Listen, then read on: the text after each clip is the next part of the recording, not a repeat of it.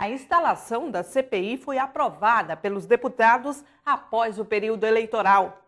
A implantação do 14º e 15º salários aos policiais do Amazonas foi tema de audiência pública proposta pelo deputado Chico Preto. E na edição do Bom Dia de hoje você também vai ver deputado José Ricardo cobra explicação das prefeituras de Manaus, das prefeituras do estado do Amazonas, como os recursos estão sendo utilizados nas ações voltadas à enchente. E ainda, FREMPEI debate sobre a instalação do Fórum Permanente das Micro e Pequenas Empresas. Começa agora o programa Bom Dia, hoje quinta-feira, 13 de março de 2014.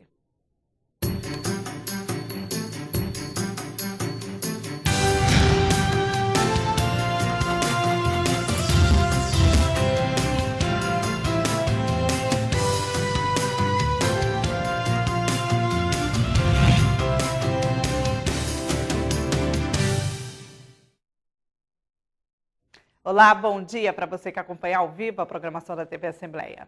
Deputados aprovam a instalação da CPI da pedofilia e a comissão será formalizada após o período eleitoral. A decisão foi tomada durante votação entre os parlamentares.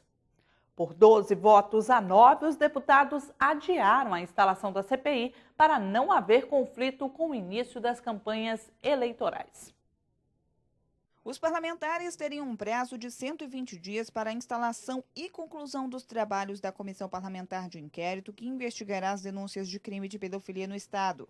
Para não conflitar com o período de campanhas eleitorais, os deputados decidiram, por meio de votação, adiar a instalação da CPI para depois das eleições. Os 21 deputados presentes, portanto, 12 mais 9, 21, são favoráveis à CPI e a maioria decidiu que ela seja instalada logo após o período eleitoral, por dois principais motivos.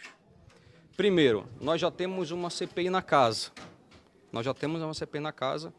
E não tínhamos condições administrativas de ter duas comissões ao mesmo tempo. Então, se nós fôssemos esperar o término da CPI da telefonia para iniciar a CPI da pedofilia, nós ultrapassaríamos o período eleitoral. O presidente da Casa, deputado Josué Neto, consultou a Procuradoria, que identificou um vício na instalação do processo. De acordo com o parlamentar, o problema é simples e será resolvido na próxima sessão plenária. 12 deputados votaram a favor do adiamento e 9 contra. O líder da oposição na Casa, deputado Luiz Castro, votou pela instalação imediata da CPI. De acordo com o parlamentar, o requerimento que solicita a instauração do processo investigativo deve ser lido ainda esta semana em plenário. O presidente resolveu consultar o colegiado de líderes, os deputados. A decisão é dele, mas ele resolveu abrir essa decisão para uma discussão. Foi uma discussão longa, foi uma discussão difícil em vários momentos, uma discussão que teve seus momentos ásperos, mas, de qualquer modo, foi uma discussão política, foi uma discussão muito forte.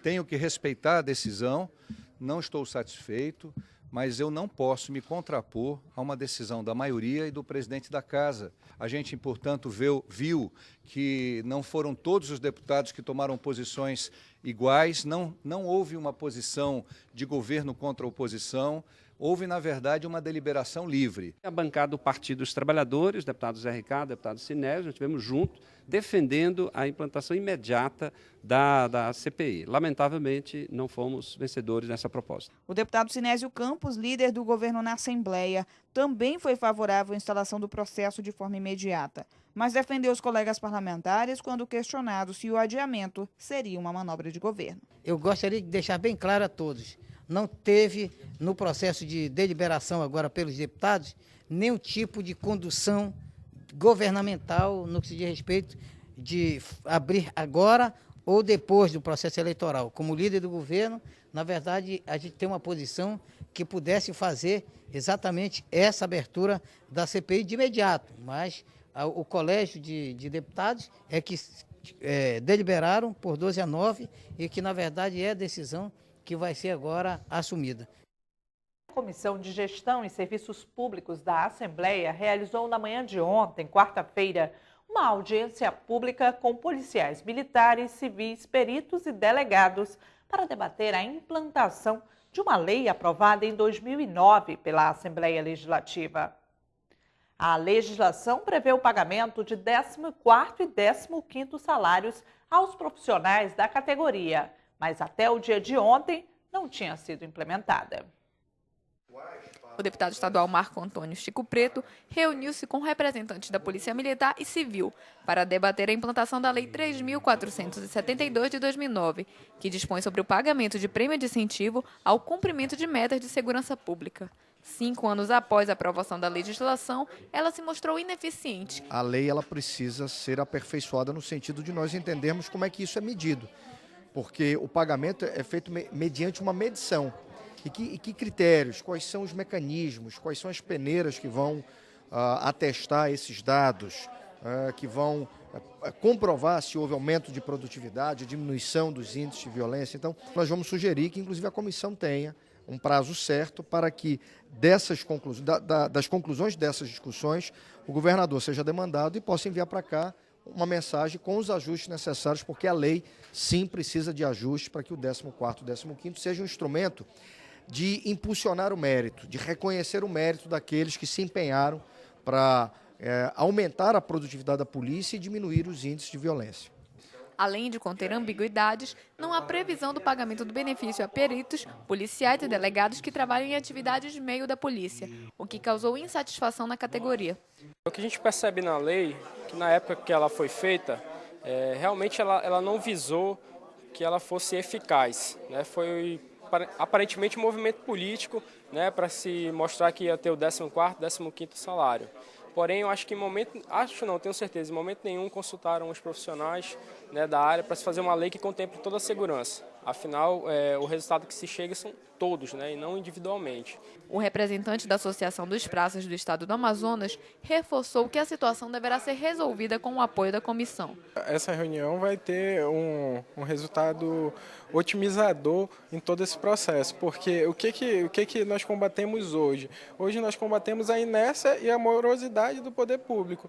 Com essa manifestação, essa provocação, a própria Secretaria de Segurança Pública, que se fez aqui hoje presente, se dispôs a levar esse assunto à frente e contar com a participação de todas essas entidades que nós conseguimos aglutinar aqui. Para o representante da Polícia Militar, a Casa teve uma atitude democrática ao realizar a audiência pública com a participação dos interessados. O deputado Chico Preto é muito feliz ao reunir democraticamente todas as representações de classe para que se possa fazer os ajustes devidos e inserir alguma classe que não estava contemplada na norma. É muito importante essa participação popular de todo, demonstra que a democracia está acima de qualquer coisa. Uma nova reunião deverá ser realizada com a participação da Secretaria de Planejamento, CEPLAN, para definir reformas na legislação. Subiu para 9 o número de municípios atingidos pela cheia dos rios Madeira, Juruá e Purus, no sul do Amazonas. Já são mais de 66 mil pessoas afetadas e 13 mil famílias, de acordo com dados da Defesa Civil do estado do Amazonas. O assunto repercutiu no plenário Rui Araújo, em discurso do deputado José Ricardo, do Partido dos Trabalhadores.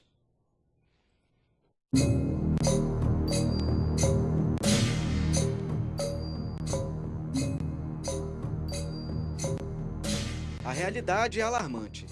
Manicoré, Lábrea, Apuí, Boca do Acre, Canutama, Paueni, Guajará, Ipixuna e Envira estão reconhecidos pelo poder público como em situação de emergência por conta da cheia dos rios no Amazonas. Já o Maitá encontra-se em situação de calamidade pública. Da tribuna do plenário Rui Araújo, o deputado José Ricardo afirmou que encaminhou requerimento à Defesa Civil Estadual pedindo informações sobre as ações que estão sendo desenvolvidas para atender a população prejudicada. O parlamentar cobrou ainda que as prefeituras do interior deem explicações sobre como estão sendo utilizados os recursos que são repassados aos municípios. Eu recebi aqui solicitações de vereadores de alguns desses municípios citados que estão nessa situação. E eles querem saber quanto de recurso foi repassado para os municípios. Por que eles cobram isso? Porque no ano passado também teve enchente. E eles disseram, olha, foi anunciado que veio recurso. E aí foram distribuídas algumas cestas básicas, alguma coisa. Mas não se sabe com exatidão quais são os valores. Então, é bom que o governo do Estado tenha transparência em relação a isso, para que não aconteça de alguém se aproveitar da desgraça alheia. Vamos agora ver a previsão do tempo para hoje.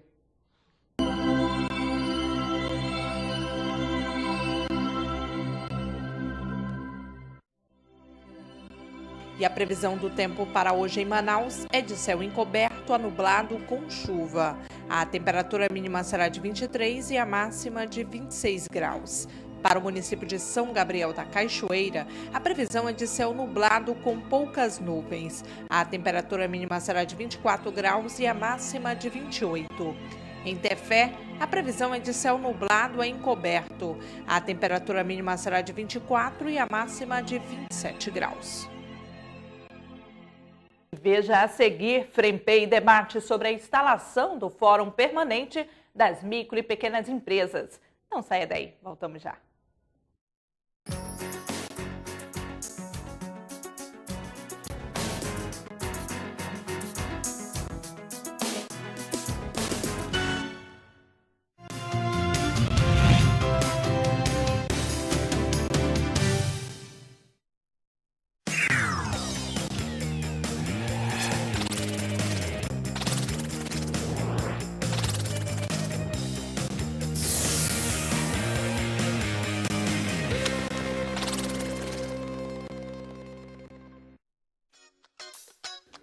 A Comissão de Assuntos Municipais é formada pelo presidente, deputado Tony Medeiros, vice-presidente, deputado Orlando Cidade e seus membros efetivos, os parlamentares Abdala Frache, Luiz Castro, Belarmino Lins, Cabo Maciel, Wilson Lisboa e Sidney Leite. Possui como atribuições políticas públicas, programas, projetos e matérias relativas à habitação, defesa civil e proteção em situações de risco, enchentes e vazantes. Análise de condições dos serviços públicos, visando a redução de desigualdades sociais, desenvolvimento urbano, região metropolitana, aglomerações urbanas, microrregiões, redes e consórcios de municípios. Entre em contato pelo e-mail coman@alean.gov.br ou pelo telefone 3183-4549. Saiba mais sobre as comissões parlamentares de seu interesse e faça valer seus direitos como cidadão amazonense. Quer saber mais sobre o que está acontecendo na Assembleia Legislativa? Acompanhe seu deputado também pelo site, onde você encontra a agenda de eventos, notícias do parlamento e muito mais. Acesse www.ali.an.gov.br. Assembleia Legislativa, cuidando da nossa gente.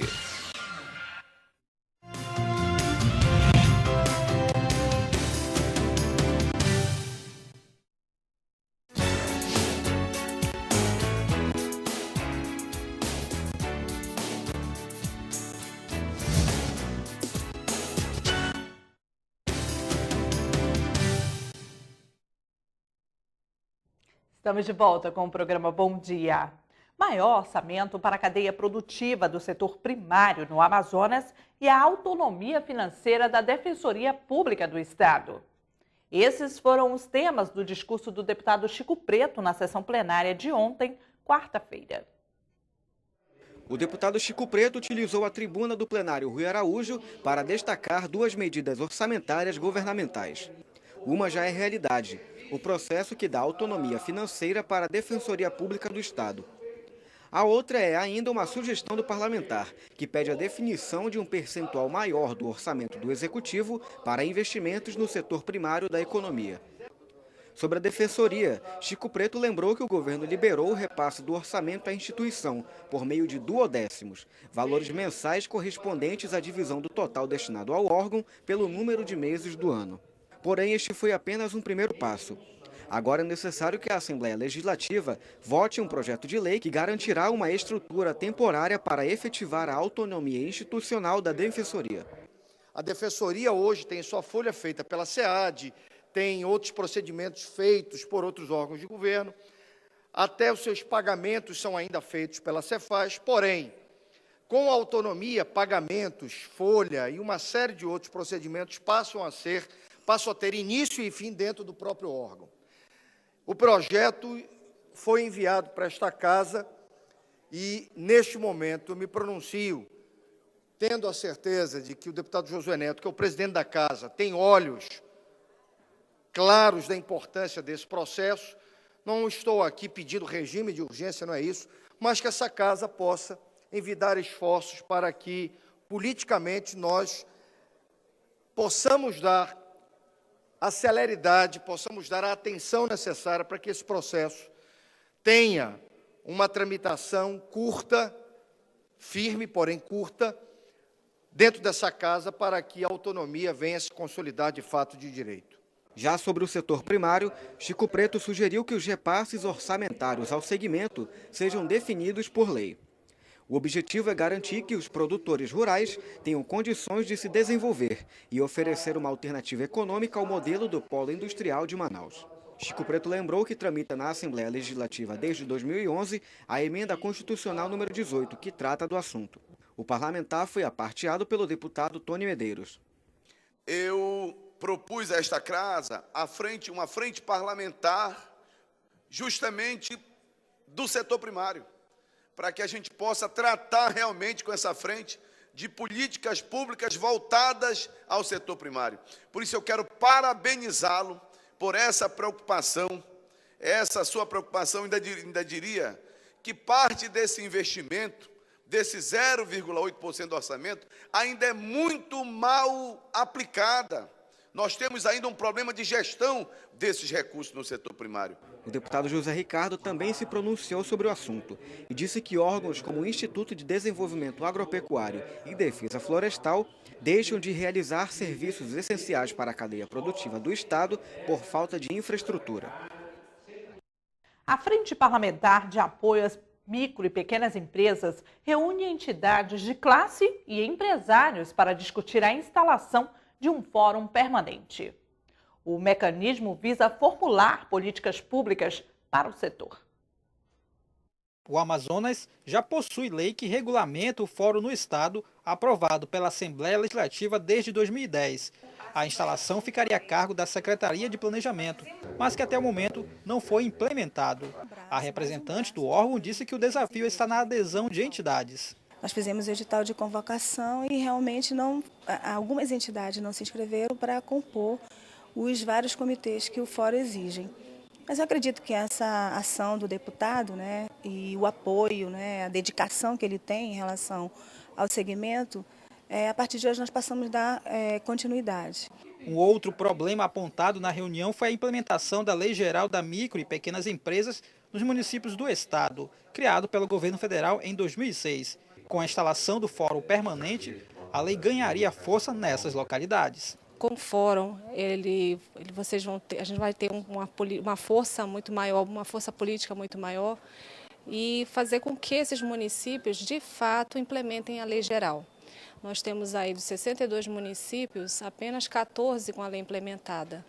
Temos até esse ano para completar uma grande parte dessa implementação da lei. É preciso dar mais espaço de representação política no sentido das reivindicações, das cobranças, das justas reivindicações que precisam ser colocadas a favor do segmento de pequena e microempresa.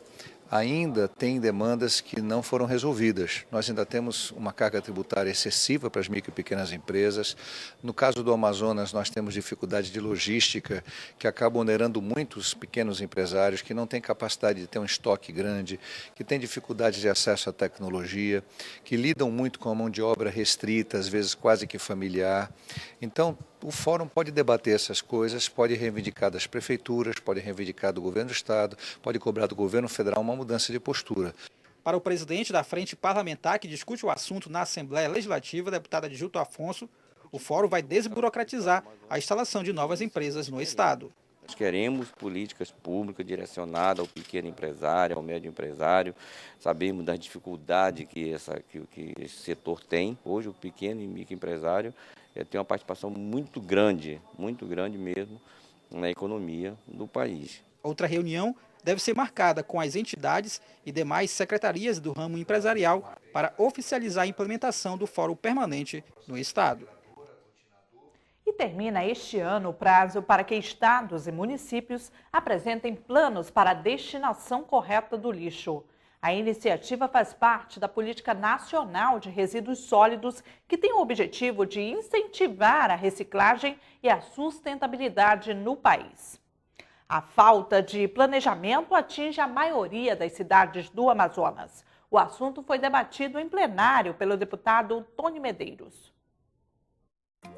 A Lei nº 12.305 de 2010, que institui a Política Nacional de Resíduos Sólidos, contém instrumentos importantes para permitir o avanço do país no enfrentamento dos principais problemas ambientais, sociais e econômicos decorrentes do manejo inadequado dos resíduos. O texto prevê também o reaproveitamento de resíduos sólidos, aqueles que podem ser reciclados, como televisores, eletrodomésticos e celulares.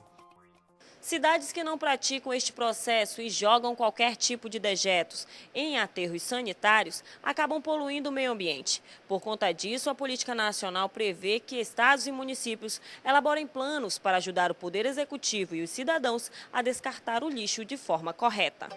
No Amazonas, a maioria dos municípios ainda não apresentaram o plano, o que levou o deputado Tony Medeiros a cobrar um posicionamento para a questão. Segundo o parlamentar, sem a adequação à nova lei, prefeituras poderão deixar de receber recursos federais. A Lei 12.305, ela estabelece um prazo, o dia 2 de agosto. Isso para se dar a destinação correta aos resíduos sólidos.